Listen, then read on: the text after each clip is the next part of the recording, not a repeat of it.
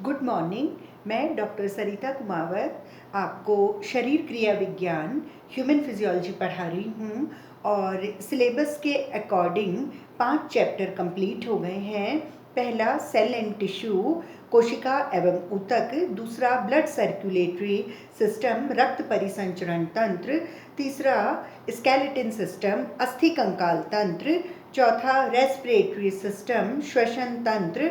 और पांचवा digestive system यानी पाचन तंत्र। ये 5 चैप्टर कंप्लीट हो गए हैं और आज एक नया चैप्टर, छठा चैप्टर सिलेबस के अकॉर्डिंग हम शुरू कर रहे हैं, उत्सर्जन तंत्र, एक्सक्रीटरी सिस्टम। नाम से ही पता चल रहा है कि कुछ उत्सर्जन होता है इसमें, यानी एक्सक्रीट होता है। कोई भी चीज़ शरीर से बाहर निकाली जा रही है यानी एक्सक्रीट हो रही है। तो जैसे कि जो हमारा शरीर है वो जिंदा रहने के लिए ऑक्सीजन लेता है, पानी पीता है और भोजन करता है।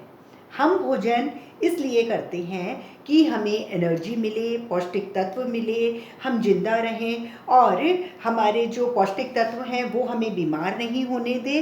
और कुछ पौष्टिक तत्व हमें एनर्जी यानी ऊर्जा देते हैं काम करने के लिए, खड़े होने के लिए, सोचने के लिए। इन सब के लिए हमको भोजन की ज़रूरत होती है और वो भोजन छोटे कणों में होके, सरलतम यौगिक में होके, फिर वो ऑक्सीडेशन, ऑक्सीकरण की क्रिया होती है और फिर वो ऊर्जा में परिवर्तित होता है। लेकिन जब वो ऊर्जा में और अच्छे पदार्थों में परिवर्तित होता है तो कुछ पदार्थ वहाँ व्यर्थ पदार्थ भी बनते हैं।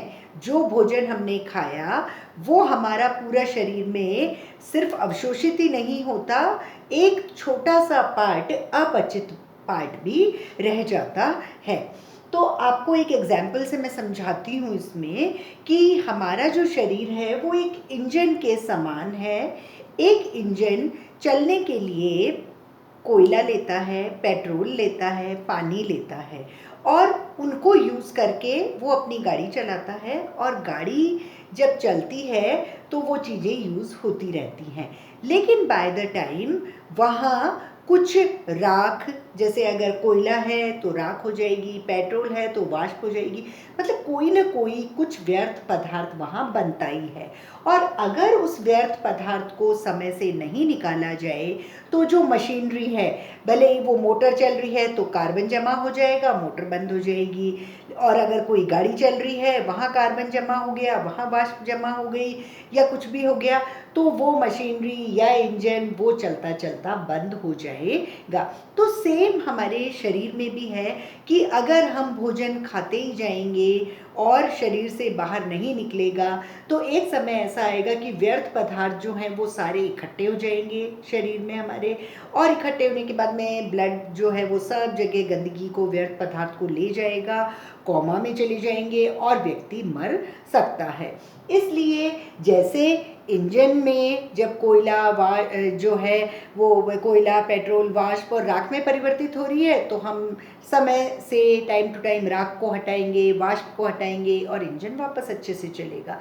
सेम हमारे शरीर में भी जब हम भोजन, पानी, ऑक्सीजन ले रहे हैं, अभी मैंने बताया कि वो बिल्कुल सरलतम यौगिक में आ जाता है, कार्बोहाइड्रेट, प्रोटीन, वसा, आखिर में अमीनो अम्ल, वसीय अम्ल और ग्लूकोज। तो ग्लूकोज और सब में परिवर्तित हो गया, लेकिन कुछ पार्ट अपचित भोज्य पदार्थ भी रह जाता है और carbon dioxide, urea, uric acid, लवण, एक्स्ट्रा वाटर, ये सब जो हैं वो अपचित भोज्य पदार्थ होते हैं। साथ में कुछ टूटी फूटी कोशिकाएं भी होती है, जहाँ से भी निकल रहा है वहाँ का पार्ट टूट जाता है तो कुछ कोशिकाएं होती हैं, कुछ श्लेष्मिक कोशिकाएं होती हैं। तो वो सब जो है वो व्यर्थ पदार्थ के नाम से, वेस्ट प्रोडक्ट के नाम से हमारे शरीर में इकट्ठा होता है। लेकिन वो जिन अंगों में इकट्ठा होता है और जो अंग उन्हें बाहर निकालते हैं, जो अंग व्यर्थ पदार्थों को उत्सर्जित करते हैं, एक्सक्रीट करते हैं, उनको हम एक्सक्रीटरी ऑर्गेन्स कहते हैं। मतलब वो विकार उत्सर्जी अंग कहलाते हैं। और पूरे विकार उत्सर्जी अंग मिलकर, विकार उत्सर्जी अंग मिलकर उत्सर्जी तंत्र या उत्सर्जन तंत्र या फिर एक्सक्रीटरी सिस्टम कह सकते हैं। एक्सक्रीटरी सिस्टम उत्सर्जन तंत्र के अंदर कई सारे अंग हैं जो बहुत सारा व्यर्थ पदार्थ शरीर से बाहर अलग अलग रूप में निकालते हैं। जैसे विकार उत्सर्जी अंग में पहला है बड़ी आंत।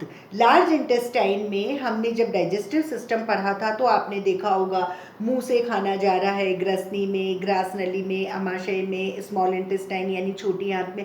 उसके बाद छोटी आंत में पूरा पच गया, डाइजेशन भी हो गया और एब्जॉर्प्शन भी उसमें हो गया, अवशोषण भी हो गया। तो डाइजेशन और अवशोषण के बाद जो अपचित भोजन है वो हमने देखा था, वहाँ छोटी आंत में 3 पार्ट थे, ड्यूडेनम, जूजिनम, इलियम। इलियोसिकल वाल्व से वो बड़ी आंत में आ जाते हैं।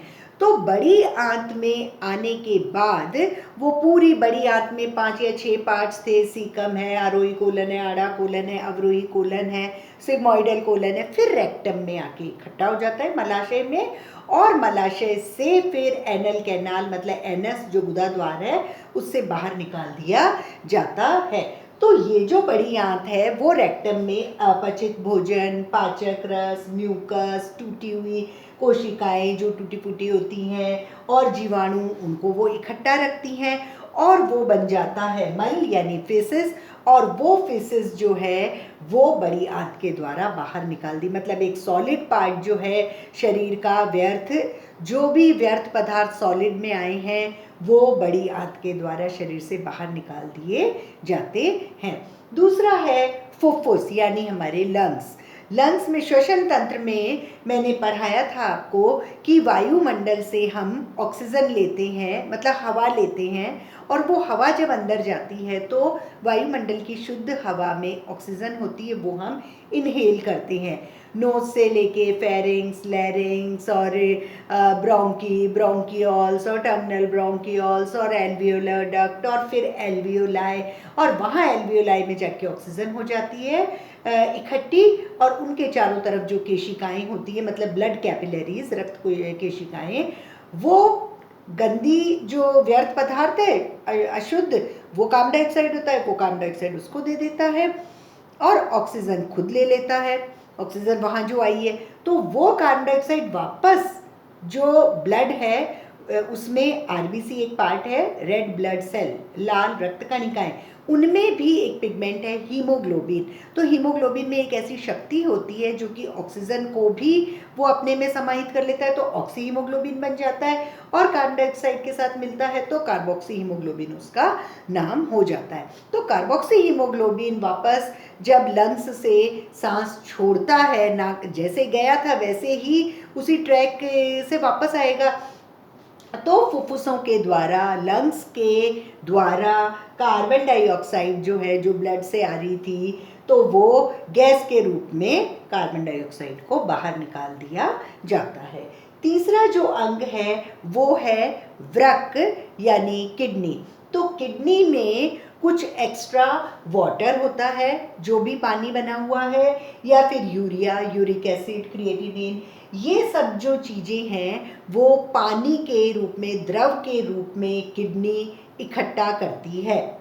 मतलब किडनी का जब हम पूरा इसका वो पढ़ेंगे संरचना, तो हम किडनी में पढ़ेंगे कि किडनी जो है वो एक नेफ्रॉन नामक इकाई से, जैसे हमारी शरीर सेल से बनी हुई है, हमारी शरीर की इकाई सेल है मतलब कोशिका है, वैसे ही किडनी की इकाई नेफ्रॉन है। तो नेफ्रॉन को जब हम पढ़ेंगे तब आप देखोगे कि नेफ्रॉन में बोमन संपुट होता है, बोमन संपुट में एफरेंट वाहिका से रक्त आता है, एफरेंट वाहिका से जाता है, फिर ग्लोमेरुलस से बहुत सारी नलिकाएं हैं, समीपस्थ मोड़, लूप ऑफ हेनले, दूरस्थ मोड़ और संचयक नलिका। तो इस तरह से पूरे पार्ट में जाके वो यूरिन जो है वो बन जाता है। और यूरिन खाली पानी नहीं होता है, खाली एक्स्ट्रा जल ही नहीं है, उसमें लवण है, यूरिया, यूरिक एसिड, कई बार पस भी होता है, ब्लड भी होता है, तो वो सब। और अगर मान लो कुछ ज़्यादा चीज़ होती है तो जैसे हम ब्लड और यूरिन टेस्ट करवाते हैं तो उस यूरिन में देख लेते हैं कि भाई ये जो है ये तो स्टैंडर्ड मानक है कि भाई इतनी चीज़ें तो होनी ही चाहिए यूरिन में, इससे ज़्यादा या कम है तो उस व्यक्ति में बीमारी हो सकती है। तो वृक्क क्या करता है, किसी भी व्यर्थ पदार्थ को द्रव रूप में खुद में विद्यमान करके और बाहर निकालता है यूरिथ्रा के द्वारा, मूत्र मार्ग के द्वारा, और वो द्रव होता है मूत्र। विकार उत्सर्जी अंग में चौथा अंग है त्वचा, और त्वचा के द्वारा जो एक्स्ट्रा वाटर है वो निकल जाता है, और थोड़े बहुत लवण, सोडियम, पोटेशियम, ये सब भी लवण, क्योंकि त्वचा से जो पानी निकल रहा है वो लिक्विड जो है वो पसीने के रूप में निकलता है। और पसीने में अगर कभी कभी मुंह में आ भी जाता है तो हमको नमकीन सा, खट्टा सा लगता है, क्योंकि उसमें सोडियम लवण, पोटेशियम लवण ये सब होते हैं। और आप देखो कि अगर पसीना ज़्यादा निकल जाता है तो हमको कमजोरी भी होती है। क्यों कमजोरी होती है? एक तो पानी की कमी हो गई, दूसरा जब लवणों की कमी हो जाती है तो आदमी में जैसे उल्टी दस्त होते हैं तब भी उसको ORS का घोल पीना पड़ता है, मतलब नमक, नींबू, पानी ये सब मिला के। तो वैसे ही त्वचा से अगर नॉर्मल पसीना जितना निकलना है, जो व्यर्थ पदार्थ बना है उतना निकाल दिया तो कोई प्रॉब्लम नहीं है, लेकिन अगर उतना नहीं निकला, उससे ज़्यादा निकल गया तो कमजोरी आ जाती है। और अगर पसीना निकलता ही नहीं है त्वचा से तो वो व्यर्थ पदार्थ शरीर के अंदर यानी रक्त में ही रह जाते हैं और वो हमारे शरीर में परेशानी करते हैं। तो इस तरह से उत्सर्जन तंत्र में ये उत्सर्जी अंग हैं 4 प्रकार के, और ये तरह तरह से व्यर्थ पदार्थों को भिन्न भिन्न अंगों के द्वारा शरीर से बाहर निकालते हैं। अपने सिलेबस में इन सब का बड़ी आंत हमने डाइजेस्टिव सिस्टम में पढ़ ली, फुफ्फुस हमने रेस्पिरेटरी सिस्टम में पढ़ लिया, और त्वचा का एक अलग से चैप्टर है वो पढ़ेंगे। तो अभी जो इस चैप्टर में पढ़ना है वो है यूरिन एक्सक्रीटरी सिस्टम ओनली। यहाँ हम एक्सक्रीटरी सिस्टम में भी यूरिन एक्सक्रीटरी सिस्टम, मूत्र उत्सर्जी संस्थान के बारे में ही पढ़ेंगे। तो मूत्र उत्सर्जी संस्थान जो है इसमें भी 4 अवयव होते हैं। 4 अवयव में आप चित्र में देखेंगे, एक अवयव है किडनी यानी वृक्क, किडनी या गुर्दे, आप कुछ भी कह सकते हैं। तो हमारे शरीर में 2 किडनी होती है, तो ये तो एक अवयव हुआ। दूसरा अवयव यूरिटर्स, मूत्रवाहिकाएं। मूत्रवाहिकाएं 2 होती हैं, प्रत्येक किडनी से एक एक निकल रही हैं। तीसरा अवयव होता है यूरिनरी ब्लैडर, मूत्राशय, जो मूत्र को संग्रहित करता है। और चौथा है मूत्र मार्ग, जिससे मूत्र शरीर से बाहर निकलता है, और इसे कहते हैं यूरिथ्रा। मतलब यूरिन एक्सक्रीटरी सिस्टम में 4 इसके छोटे छोटे अंग हैं, किडनी, यूरिटर, यूरिनरी ब्लैडर और यूरिथ्रा। वृक्क, मूत्रवाहिकाएं, मूत्राशय और मूत्र मार्ग। अब हम इनको डिटेल में एक एक को लेंगे, किडनी के बारे में पढ़ेंगे, मूत्रवाहिकाओं के बारे में अलग से पढ़ेंगे, मूत्राशय के बारे में पढ़ेंगे और मूत्र मार्ग के बारे में पढ़ेंगे। वो हम नेक्स्ट टर्न पे लेंगे। Thank you.